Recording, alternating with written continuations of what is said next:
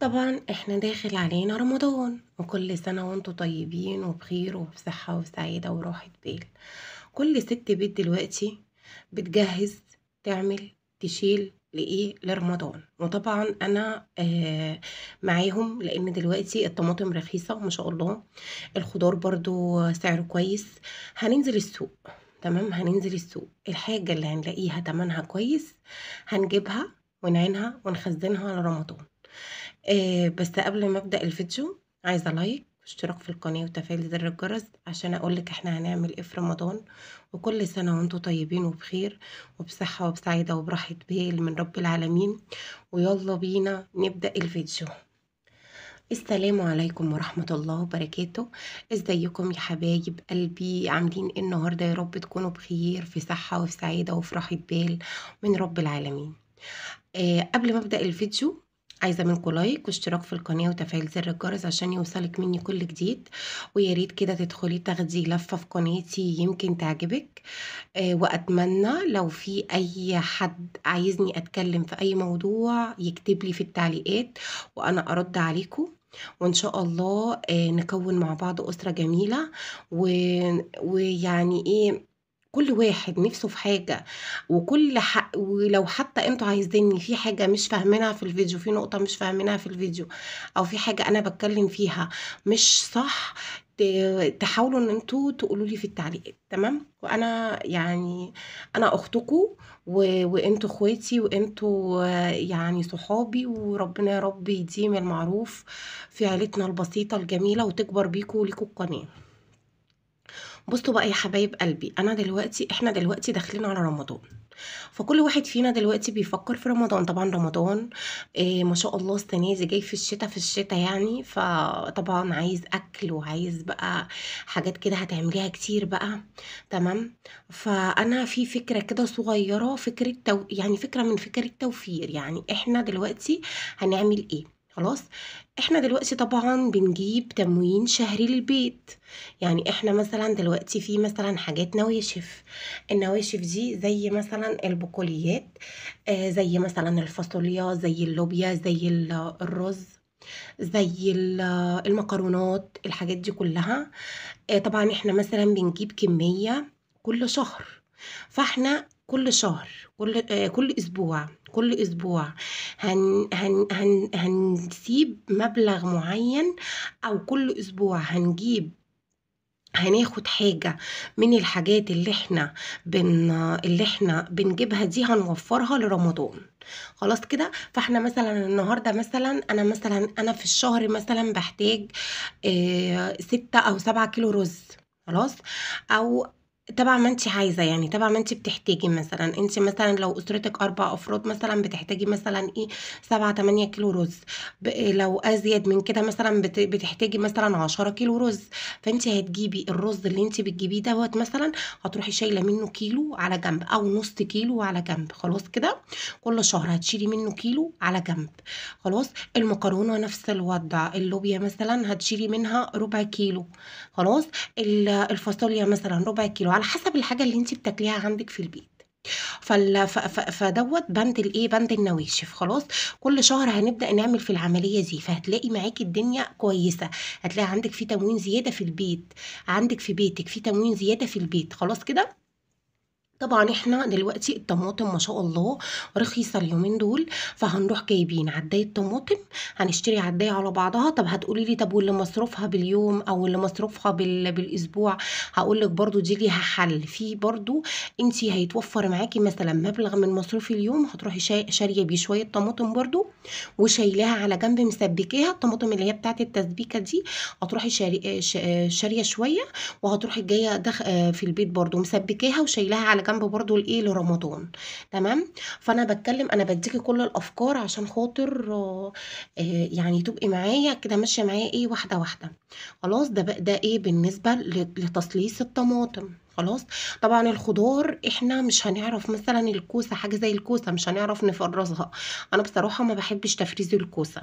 في ناس بتفرزها، انا بصراحه ما بحبش تفريز الكوسه يا جماعه. إيه القلقاس اليومين دول حلو قوي، حلو قوي قوي يا جماعه. القلقاس، السبانخ، الملوخيه مثلا. هتجيبي الملوخيه، هتقطفيها بس كده، وتضربيها في الكبة ضربتين مع شوية شوربة، وتعيني كيسين مثلا في الفريزر. خلاص. البتنجان عندنا طول السنة، الكوسة عندنا طول السنة، فالحاجات دي انا ما اقدرش اقولك فرزي، يعني انا بصراحة مش مع اللي بيقولك فرزي البتنجان والكوسة والحاجات دي.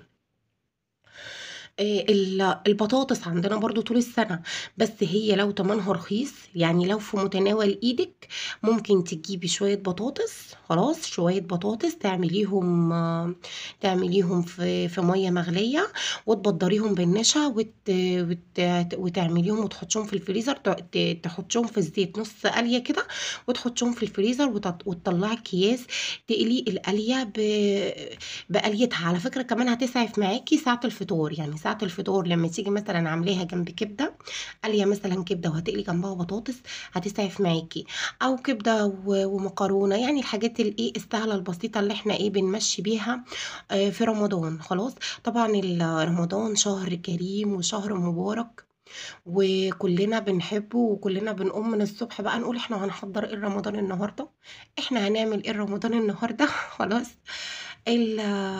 كمان بالنسبة للحلويات، انت ممكن تجيبي السكر، ممكن تجيبي السكر، وممكن تجيبي علبة عسل جلوكوز صغيرة كده، تاخدي منها مثلا في علب صغيرة كده، يعني في علب صغيرة كده عسل جلوكوز، مش كبيرة. خلاص، انت هتجيبي العلبة الصغيرة مش الكبيرة، لان عسل الجلوكوز بيرمي معاكي، ممكن العلبة الصغيرة دي تكفيكي الشهر كله، وتفيد كمان بعد الشهر. خلاص، فاحنا هنجيب العلبة الصغيرة دي، هنحطها مثلا على كيسين 3 سكر. خلاص، وهنعمل الشربات بتاع الحلويات، وهنعبيه مثلا في برطمانات ازاز، او شوفي انت هتعبيه في ايه، مثلا برطمان عندك كده كبير، وتروحي جايه راكناه. خلاص، حاطاه مثلا مفضياله مكان في التلاجة، وحاطاه في التلاجة. خلاص كده، مع ليمونة، مع كيس فانيليا او كيسين فانيليا، وتسيبيهم على النار مع علبة العسل الجلوكوز ده، مع قد السكر مية، وتسيبيهم على النار 10 دقايق، لغاية ما يعملوا الشربات اللي انت عايزاه، وهتسيبيهم في التلاجة زي ما انا بقولك كده، يبقى الحاجة جاهزة تحت ايدك. علشان حتى يا جماعة نفضي شهر رمضان ده للعبادة. شهر رمضان تصحي الصبح كده، من الصبح لغاية ما تخلصي حاجتك في ذكر الله، وفي قراءة القرآن، وفي الصلاة، وفي عبادة ربنا. طبعا بالليل التراويح، يا جمال التراويح وصلاة التراويح بقى، وانت بتقرأي القرآن جنبك كده بالمصحف، تجيبي المصحف كده تحضريه، تقرأي مثلا كل يوم صفحتين من المصحف في التراويح، او على قد ما انت تقدري. خلاص. طبعا بجانب ان انت بعد كل صلاة بتمسكي المصحف تقري مثلا بعد كل صلاة صفحتين 3. خلاص كده الدنيا هتمشي معاكي، والقرآن هتختميه بدل المرة 2 في رمضان. خلاص. كل سنة وانتم طيبين وبخير وفي صحة وفي سعادة، ويا رب اللي ما زارش الكعبة يروح يزورها ان شاء الله قريب، وانا يا رب من ضمنكم. انا بتمنى اروح، ربنا يا رب يكتبها لي واروح اعمل عمرة. ربنا يا رب يكتبها لنا جميعا، اللهم امين يا رب العالمين. كمان يا جماعة بند اللحوم بقى، هنيجي لبند اللحوم. هتشتري مثلا، انت مثلا بتشتري كل شهر مثلا كذا فرخة، فرختين 3 مثلا، هتزودي نص فرخة. والله انا هجيب الشهر ده وركين زيادة على الفراخ. الفراخ اليومين دول تمنها حلو، تمام. فهتجيبي وركين مثلا زيادة، هتجيبي مثلا كيلو أجنحة زيادة. خلاص. هتجيبي مثلا ربع كيلو لحمة مفرومة زيادة. خلاص، انت هتمشي حالك، هتمشي حياتك.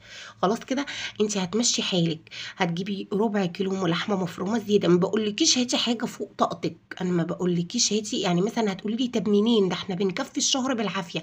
هقولك لا، مش كل شهر زي اللي قبله، مش كل شهر زي اللي بعده. ازاي؟ الاسعار بتختلف من شهر لشهر، يعني انا مثلا عندي اسعار الفراخ بتختلف من شهر لشهر، اسعار الخضار بتختلف من شهر لشهر، كل حاجة سعرها بيختلف من شهر لشهر. روحي الأماكن اللي فيها تخفيضات، روحي الأماكن اللي فيها عروض. هاتي مثلا، بدل ما تجيبي إزازة زيت من اللي هي الكيلو دي فردانية، لأ هاتي مثلا عرض على بعضه.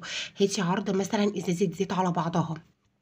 هاتي عرض يا ستي، علبة الصلصة، أو مثلا علبتين 3 صلصة بيبقوا عرض على بعضهم بكذا، مثلا بدل ما العلبة مثلا لوحدها بكذا، لا هاتي عرض على بعضه. خلاص، فانت لازم يتوفر معاكي مثلا مبلغ تنزلي تجيبي طلبات الشهر مرة واحدة، عشان مش تدنك رايحة جاية وتهدري بقى فلوس مواصلات، وتهدري مثلا وقت، وتهدري مجهود. لأ، انزلي هاتي حاجتك على بعضها. خلاص، انا محتاجه النهارده كذا، انزل اجيب حاجتي كلها على بعضها.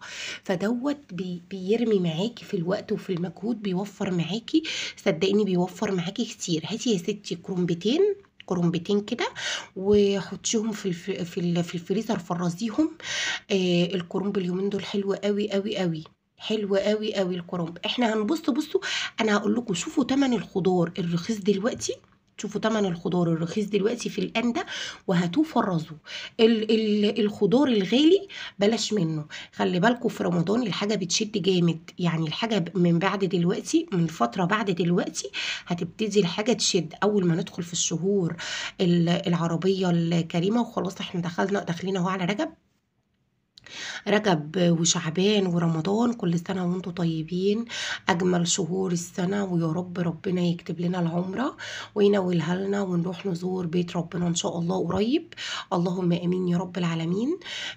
وأنا كمان عايزة أوجه شكري لأولاد الكويت في الفيديو دوت اللي أنا بعمله ده. أنا عايزة أوجه رسالة شكر لأولاد الكويت، ربنا يحميهم ويحفظهم ويبارك لهم في مالهم، ويبارك لهم في حياتهم، ويرزقهم بالذرية الصالحة، ويشفيهم ويعافيهم ويعفي عنهم. اللهم امين يا رب العالمين. علشان خاطر هما بجد، الناس دي ما أثرتش مع حد. الناس دي ما يعني بصوا، بتشوف كل الناس، بتشوف كل البشر، بتشوف الناس محتاجة ايه. ربنا يرزقهم، ربنا يفديهم، ربنا يا رب يكتب لهم الخير طول ما هم ماشيين، وطول ما هم نايمين، وطول ما هم في أي وقت وفي أي حين. بجد الناس دي قلوبها نظيفة، الناس دي ربنا بعتها للناس الغلابة، ربنا بعتها للناس الطيبة، ربنا بعتها لينا، ربنا بعتها لليوتيوب كله، علشان خاطر يعني يقفوا جنبنا يساعدونا، وعشان خاطر ده رزق وجاي لنا من عند ربنا، بدعمهم لينا وبوقفتهم جنبنا جنب اليوتيوب كله. ربنا يا رب يسعدهم، ربنا يسعدهم، ربنا يسعدهم، ويرزقهم الخلف الصالح، عزيز وحصة وعلي ومشاري وحسناء، ويرزقهم بالذرية الصالحة يا رب، ويشفي علي ويشفي الحاجة وكتر ألف خيركم، كتر ألف خيركم، جزاكم الله كل خير. أسأل الله رب العرش العظيم إن هو يحقق لكم ما تتمنوا. يا رب الفيديو بتاعي يكون عجبكم ونال رضاكم. أتمنى من ربنا إنه يحقق لكم كل اللي انتوا تتمنوه، وأتمنى من ربنا إنه أسرتي تكبر بيكوا وليكوا. وأشوفكم على خير إن شاء الله الفيديو الجاي، وباي باي، مع السلامة، باي باي.